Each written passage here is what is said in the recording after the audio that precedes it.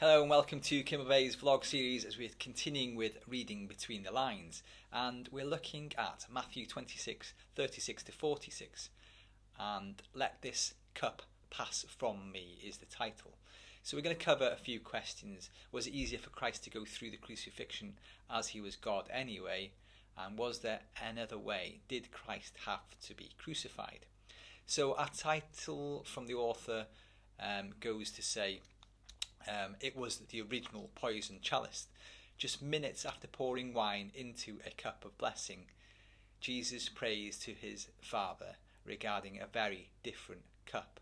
Father, if you're willing to take this cup from me, yet not my will, but yours be done.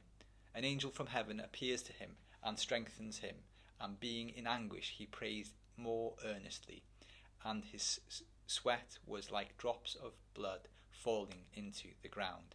So this is in Luke 22:42 to 44. As it was Matthew 26:39, we read more familiar version of this prayer. May this cup be taken from me. This is the second cup which Jesus mentioned on this night. So the first cup was the Lord's Supper. That cup was offered in the upper room. This one was offered in the Garden of Gethsemane. That cup was given to us. This cup is drunk by Jesus. That cup is for the forgiveness of sins. This cup is full of wrath and judgment.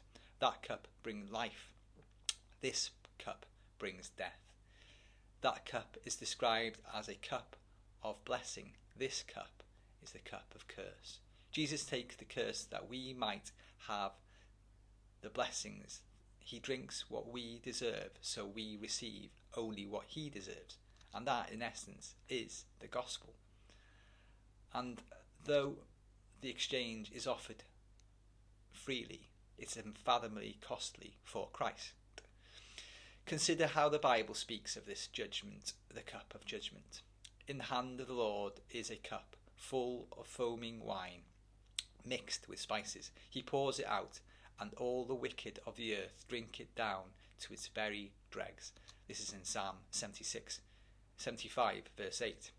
Or this from Revelation 14. If anyone worships the beast and its image and receives its mark on their forehead or on their hands, they too will drink the wine of God's fury, which has been poured full strength into the cup of wrath. They will be tormented with burning sulphur in the presence of the holy angels and of the Lamb. Revelation 14:9 to 10. This is why Luke's Gospel records that his sweat was like drops of blood falling to the ground. The blood vessels are bursting all over his body as he contemplates drinking this cup. It is full of the furious wrath of God. The cross is not a 3-hour inconvenience for the Son of God. It means entering into the infinite abyss of sin and curse. All hell was distilled into that cup. All hell converged on the cross. And for the Holy Son of God, it was not more bearable for him than it was for the damned. It was infinitely worse. Therefore, he begged for another way. Of course, he prays that the cup might pass, and yet, how strange that he should pray for it. Here is the Lamb slain from the foundation of the world, Revelation 13 verse 8. But as the dreaded hour draws near, he speaks earnestly for another path. How terrible it is, the God-forsakenness of the cross, and yet how necessary. So often people question the necessity of the cross. Why should Christ have to die? Why doesn't God simply forgive? Why this business of blood sacrifice? Surely there's another way.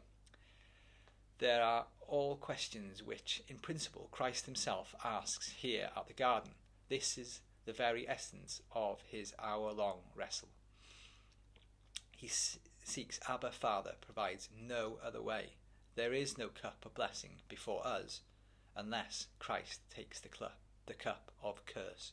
We cannot escape from the furnace of judgment unless Christ goes for us. The cup of wrath cannot pass from us unless it passes to Christ. So here in the garden, man steps for man. Where Adam had failed in the first garden, Christ triumphs. From prayer he rises resolved. Your will be done. In Gethsemane, Jesus faced this prospect in all its horror. Either he goes to hell or we do. As he accepts the cup, he embraces his destiny. He says, Father, if it's between me and them, let it be me. Amazing love, how can it be that thou, my God, should die for me? Charles Wesley in a famous hymn. So that's it for today. I hope that's made you think, because it certainly did for me, that we think that Christ being God is almost a formality. Sometimes we might think, but it's when it says that the cup was distilled into the full wrath of God was in that cup on that cross, and how Jesus had such anguish about going through what he did on our behalf, on my behalf. It's brings it back into perspective that Christ did that for us. So let's live in the glory of what he's done for us, and I hope that's blessed you. Have a good day, everyone. Bye.